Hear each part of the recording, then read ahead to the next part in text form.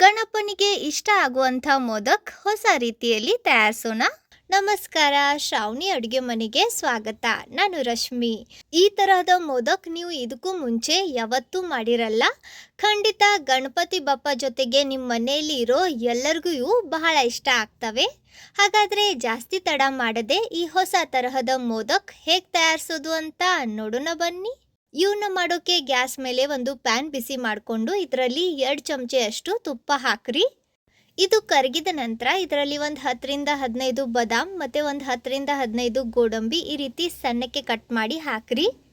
ಇವನ್ನ gas medium ಫ್ಲೇಮ್ನಲ್ಲಿ ಇಟ್ಟು ಹೊಂಬಣ್ಣ ಬರೋವರೆಗೂ ಫ್ರೈ ಮಾಡ್ಕೊಂಡು ತಗೊಳ್ಳೋಣ. ನೋಡ್ರಿ, ಈ ರೀತಿ ಲೈಟಾಗಿ ಹೊಂಬಣ್ಣಕ್ಕೆ ಬಂದ ತಕ್ಷಣ ಇವನ್ನ ಒಂದು ಬೇರೆ ಬಟ್ಟಲದಲ್ಲಿ ತೆಗೆದಿಡ್ರಿ. ಇವಾಗ ಇದೇ ಪ್ಯಾನ್ನಲ್ಲಿ ಸ್ವಲ್ಪ ನೀರು ಹಾಕಿ 1 ಕಪ್ನಷ್ಟು ಬೆಲ್ಲ ಹಾಕಿ ಇದನ್ನು ಕರಗಿಸ್ಕೊಂಡು ತಗೊಳ್ಳೋಣ. ನೀವು ಬೇಕಂದರೆ ಈ ರೀತಿ ಇದನ್ನು ಜಜ್ಜಿ ತಗೋಬಹುದು ಅಥವಾ ಸಿಂಪಲ್ ಆಗಿ ಹೆರ್ಜಿ ಸಹ ತಗೋಬಹುದು. ಅಂದರೆ ಬೆಲ್ಲ ಇನ್ನೂ ಜಲ್ದಿ ಕರಗತ್ತೆ. ನೋಡ್ರಿ, ಈ ರೀತಿ ದೊಡ್ಡ ದೊಡ್ಡ ತುಂಡು ಇದ್ದರೆ ಪ್ರೆಸ್ ಮಾಡ್ತಾನೆ ಇದನ್ನು ಕರಗಿಸ್ಕೊಂಡು ತಗೋರಿ. ಇದನ್ನು ನಾವು ಪಾಕ ಮಾಡ್ತಾ ಇಲ್ಲ, ಬೆಲ್ಲ ಕರಗಿಸಿ ಒಂದು 2ರಿಂದ 3 ಕುದಿ ಕುದಿಸಿದ್ರೆ ಸಾಕು. ನೀವಿಲ್ಲಿ ನೋಡ್ತಾ ಇರ್ಬೋದು ಬೆಲ್ಲ ಕರಗಿದೆ. ಇವಾಗ ಇದರಲ್ಲಿ 1 ಚಮಚೆಯಷ್ಟು ಏಲಕ್ಕಿ ಪುಡಿ ಹಾಕಿ ಇದನ್ನ ಕಲಿಸ್ಕೊಂಡು ತಗೊಳ್ಳೋಣ. ಬೆಲ್ಲ ಕರಗಿದ ನಂತರ ಗ್ಯಾಸ್ ಪೂರ್ತಿ ಲೋ ಫ್ಲೇಮ್ನಲ್ಲಿ ಇಟ್ಟು ಇದನ್ನು ಬೇಯಿಸ್ರಿ, ಇಲ್ಲಾಂದರೆ ಪಾಕ ಆಗಿಬಿಡತ್ತೆ. ನಂತರ ನಾವು ಸ್ಟಫಿಂಗ್ ಮಾಡಬೇಕಾದ್ರೆ ಅದು ಪೂರ್ತಿ ಗಟ್ಟಿ ಆಗತ್ತೆ.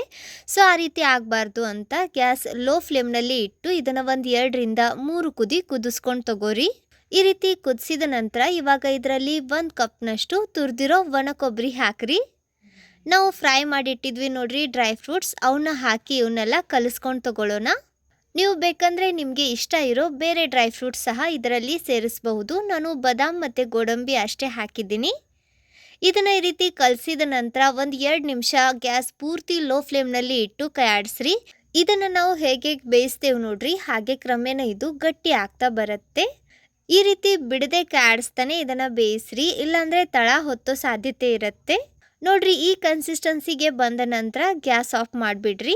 ಯಾಕಂದರೆ ಆರಿದ ನಂತರ ಇದು ಇನ್ನೂ ಒಂದು ಸ್ವಲ್ಪ ಗಟ್ಟಿ ಆಗತ್ತೆ. ಸೊ ಇಷ್ಟು ಗಟ್ಟಿ ಆದರೆ ಸಾಕು. ಇದನ್ನು ಆರೋಕ್ಕೆ ಇಟ್ಟು ಇನ್ನೊಂದು ಪ್ಯಾನ್ನಲ್ಲಿ 2 ಕಪ್ನಷ್ಟು ನೀರು ಹಾಕ್ರಿ. ಇದರಲ್ಲಿ 2 ಚಮಚೆಯಷ್ಟು ಸಕ್ಕರೆ ಮತ್ತು 1/4 ಚಮಚೆಯಷ್ಟು ಉಪ್ಪು ಹಾಕಿ ನೀರಿಗೆ ಕುದಿ ಬರೋಕ್ಕೆ ಬಿಡೋಣ. ಇವನ್ನೆಲ್ಲ ಚೆನ್ನಾಗಿ ಕಲಸಿ ಗ್ಯಾಸ್ ಹೈ ಫ್ಲೇಮ್ನಲ್ಲಿ ಇಟ್ಟು ನೀರು ಕುದಿಯೋಕ್ಕೆ ಬಿಡ್ರಿ. ಮೋದಕ್ ಮಾಡೋಕೆ ನೀವು ಮಾರ್ಕೆಟ್ನಲ್ಲಿ ರೆಡಿಮೇಡ್ ಅಕ್ಕಿ ಹಿಟ್ಟು ಸಿಗತ್ತೆ, ಅದನ್ನು ತಗೋಬಹುದು ಅಥವಾ ಮನೆಯಲ್ಲೇ ತಯಾರಿಸ್ಬೋದು. ನಾನು ಇದನ್ನು ಮನೆಯಲ್ಲೇ ತಯಾರಿಸಿದ್ದೀನಿ. ಇದನ್ನು ತಯಾರಿಸೋಕೆ ಅಕ್ಕಿನ ಮುಂಚೆ ಚೆನ್ನಾಗಿ ತೊಳೆದು ನಂತರ ಇದರಲ್ಲಿನ ಪೂರ್ತಿ ನೀರು ಬಸ್ತು ಇವನ್ನ ಒಂದು ಕಾಟನ್ ಬಟ್ಟೆ ಮೇಲೆ ಆರಿಸ್ರಿ. ಇವು ಚೆನ್ನಾಗಿ ಕಡ್ ಅನ್ಬೇಕು. ಆ ರೀತಿ ಇವನ್ನ ಆರಿಸಿದ ನಂತರ ಇವು ಜಾಸ್ತಿ ಕ್ವಾಂಟಿಟಿಯಲ್ಲಿ ಇದ್ದರೆ ಗಿರ್ನಿಗೆ ಹಾಕಿಸ್ಕೊಂಡು ಬರ್ರಿ, ಕಡಿಮೆ ಇದ್ದರೆ ಮನೆಯಲ್ಲೇ ಗ್ರೈಂಡ್ ಮಾಡಿರಿ. ನಾನು ಇವನ್ನ ಮನೆಯಲ್ಲೇ ಅಗಾರೋ ರಾಯಲ್ ಮಿಕ್ಸರ್ ಗ್ರೈಂಡರ್ನಲ್ಲಿ ಗ್ರೈಂಡ್ ಮಾಡಿದ್ದೀನಿ. ನೀರಿಗೆ ಕುದಿ ಬರುತ್ತೆ ನೋಡ್ರಿ, ಆಗ ಇದರಲ್ಲಿ 1 ಕಪ್ನಷ್ಟು ಅಕ್ಕಿ ಹಿಟ್ಟು ಹಾಕ್ರಿ.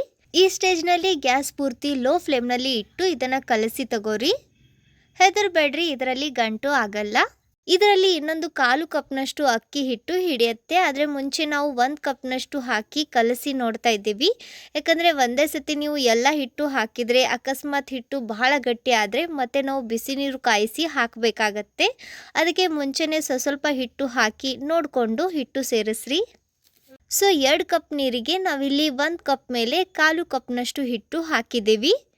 ಇವಾಗ ಇದನ್ನು ಕೆಳಗೆ ಇಳಿವಿ. ಇದು ಒಂದು ಸ್ವಲ್ಪ ಉಗುರು ಬೆಚ್ಚಗೆ ಆಗತ್ತೆ ನೋಡ್ರಿ, ಆಗ ಕೈನಿಂದ ಮಿದ್ದಿ ತಗೋರಿ. ಈ ರೀತಿ ಮಿದ್ದಿದ ನಂತರ ಈ ಕಡೆ ನಾವು ಆರೋಕ್ಕೆ ಇಟ್ಟಿರೋ ಮಿಕ್ಸ್ಚರ್ ಸಹ ಆರಿದೆ. ಇದು ಈ ರೀತಿ ಒಂದು ಸ್ವಲ್ಪ ಗಟ್ಟಿ ಆಗಿರುತ್ತೆ. ಸೌಟ್ನಿಂದ ಈ ರೀತಿ ಬಿಡಿಸಿ ನಂತರ ಕೈನಿಂದ ನೋಡ್ರಿ ಈ ರೀತಿ ಪ್ರೆಸ್ ಮಾಡಿದಾಗ ಇದು ಮೆತ್ತಗೆ ಆಗತ್ತೆ. ಸಣ್ಣ ಉಂಡಿ ಅಂದರೆ ಸಣ್ಣ ನಿಂಬೆಹಣ್ಣು ಇರುತ್ತೆ ನೋಡ್ರಿ, ಆ ಗಾತ್ರದ ಉಂಡಿ ಮಾಡ್ಕೊಂಡು ತಗೋರಿ. ಇದೇ ರೀತಿ ಉಳಿದಿರೋ ಮಿಕ್ಸ್ಚರ್ನಿಂದ ಕೂಡ ಉಂಡಿ ತಯಾರಿಸಿ ತಗೊಳ್ಳೋಣ. ನೀವಿಲ್ಲಿ ಗಮನಿಸ್ತಾ ಇರ್ಬೋದು, ಇದನ್ನು ಒಂದು ಸ್ವಲ್ಪ ಪ್ರೆಸ್ ಮಾಡಿದರೆ ಸಾಕು, ಇದು ಮೆತ್ತಗೆ ಆಗ್ತಾ ಇದೆ. ಸೊ ಮಿಕ್ಸ್ಚರ್ ಈ ರೀತಿ ತಯಾರಿಸಬೇಕು. ನೀವು ಪಾಕ ಮಾಡಿದರೆ ಏನಾಗುತ್ತೆ ಅಂದರೆ ಇದು ಬಹಳ ಗಟ್ಟಿ ಆಗಿಬಿಡತ್ತೆ. ಸೊ ಅದಕ್ಕೆ ನಾವು ಆಗಲೇ ಬೆಲ್ಲ ಕರಗಿಸಿದ್ವಿ ನೋಡ್ರಿ, ಆ ಸ್ಟೇಜ್ನಲ್ಲಿ ಒಂದು ಸ್ವಲ್ಪ ಗಮನ ಇಟ್ಟು ಬೆಲ್ಲ ಪಾಕ ಆಗದೇ ರೀತಿ ನೋಡ್ಕೋಬೇಕು.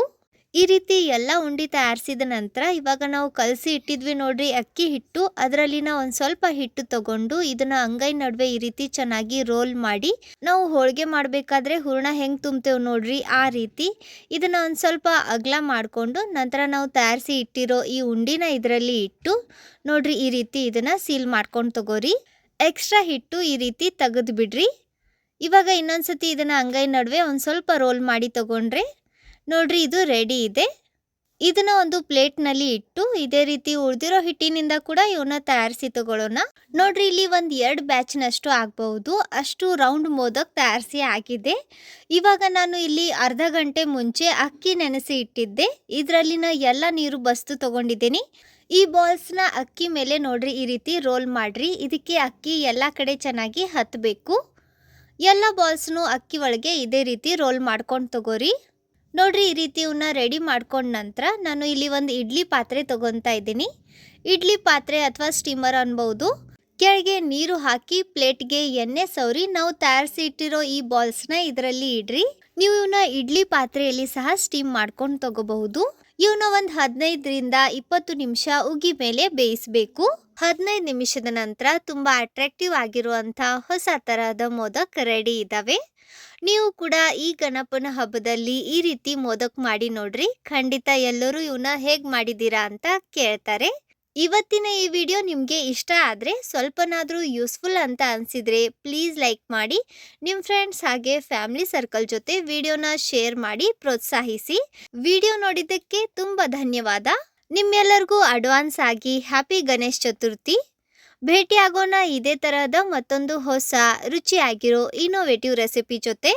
ಅಲ್ಲಿವರೆಗೂ ನಗ್ತಾ ಇರ್ರಿ, ತಿಂತಾ ಇರ್ರಿ, ಖುಷಿಯಾಗಿರ್ರಿ.